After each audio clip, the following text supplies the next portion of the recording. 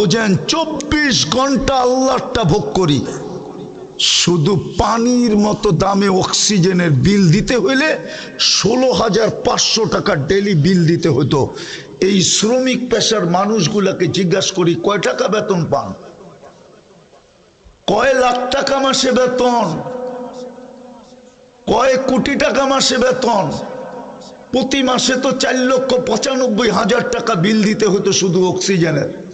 কে বিল দেয়? কে বিল মাফ করে দিছে? হ্যাঁ, কে বিল মাফ করে দিছে?